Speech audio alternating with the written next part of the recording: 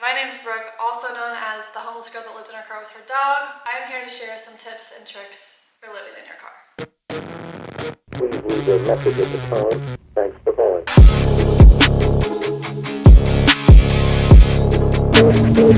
If you're new here, welcome. We are known from TikTok. Feel free to go check us out over there where you'll also find our story time amongst all the other videos of our day-to-day life living in our car. If you're not new here, welcome back to our channel. I hope you guys are going to enjoy this series, showing my experience and just getting down deep into what it was like actually being homeless. First and foremost, the most asked question is, where do you sleep? How do you sleep? How do you know where the safest place to sleep is when you're living in your car? Well, I didn't have anyone to ask. I didn't have anyone to go to for advice. I had to figure this all out on my own. Honestly, let's be real, there is no safe place to be sleeping when you're living in your car. Living in your car is not ideal. Everyone knows sleeping in your car anywhere is not safe. But here are the 6 places I recommend sleeping in your car that might be beneficial to you.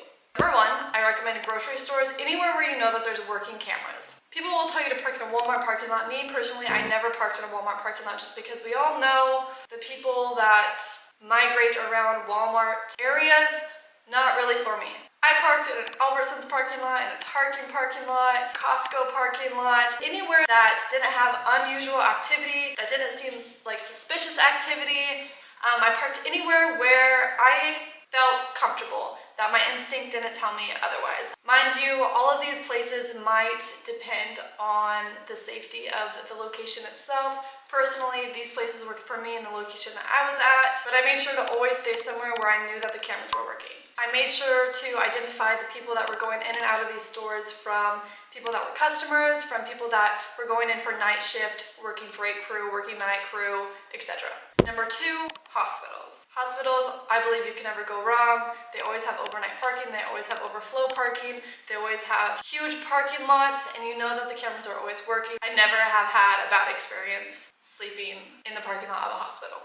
Number 3, nicer neighborhoods. Nicer neighborhoods are probably one of the most unusual spots for a person living in their car to be parked at sleeping in overnight, because nobody suspects anyone sleeping in their car in a nicer neighborhood. And you know that these neighborhoods are gonna have ring lights. You know that they're gonna have some kind of camera footage to where if someone tries to come and steal something or theft, robbery, whatever, you know that these cameras are going to be up and running. Number 4. So this might work for some people, this might not work for some people. Some people have recommended rest stops. Personally, I never parked at rest stops. I parked at bus stops. Bus stops that had cameras. Usually bus stops are surrounded by stores or like other facilities that have live footage 24/7. So for me, there was this freeway close to where I worked where I parked off of the freeway and into this parking lot, and there was a Walgreens, there was a Dutch Bros, there was a tire store or whatever, there was a McDonald's, there was a Taco Bell, there was a Carl's Jr., there was a Dairy Queen, there was a KFC, there was all these stores surrounding this big parking lot right off the freeway that had footage, so I felt comfortable enough sleeping there, and especially because I knew that there was people going in and out throughout the night with the bus, and the cops did patrol the area quite often, so I didn't feel like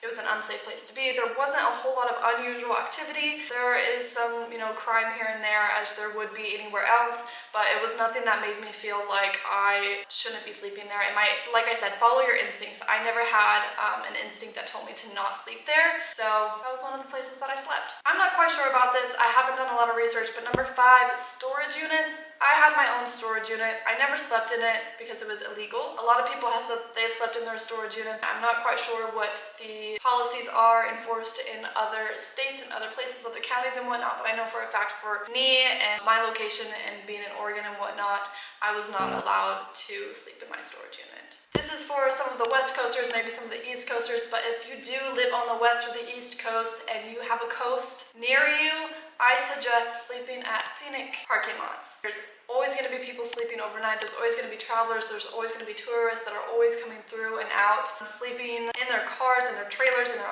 RVs, just because they're touring and road tripping and whatnot. That's one of the places where I would sleep when I would visit the coast throughout the hot days, the hot summer. I never felt like I shouldn't be sleeping there. There's not ever no trespassing sign. There's never no overnight parking. There are some no overnight parking, but the ones that I stayed at, they were available 24/7. There are no cameras, so that might be a little iffy for some people. I was fortunate enough to have my windows tinted, so it wasn't that big of a concern for me. But even when I didn't have my windows tinted, I still slept at the coast because it was so hot, and me having Dace, we didn't have much of an option. And last but not least, I just wanted to mention that you do need to get a handful of locations that you do feel comfortable sleeping in, because you can't be sleeping in the same place every single night, because people will catch on. People will find out that this person is sleeping at this location at this time between these hours, and it's not safe. So find yourself a handful of locations and then migrate and rotate through these locations throughout the week, throughout the months. Let's say you sleep at the hospital one night, okay, we'll sleep at the coast maybe the next night. If you can't do the coast, then maybe sleep at one of the grocery stores or one of the bus stops or whatnot. Don't sleep in the same spot every single night. You need to be rotating because, like I said, people will catch on, and that's not safe. And you do not need to bring more awareness to your situation than you already have, which is living in your car. Anyways, those are all the tips of locations that I have for you for sleeping in your car at night, trying to stay as safe as possible. This is what worked for us. I can't guarantee it's going to work for you. If any of these tips or locations helped you, please leave a like, please leave a comment, tell me what else you guys want to see. We do have a whole series coming, so be prepared for that. With that being said, that is all that I have for you guys today. We love you, and we look forward to having you continue us on our journey. We will see you in the next video.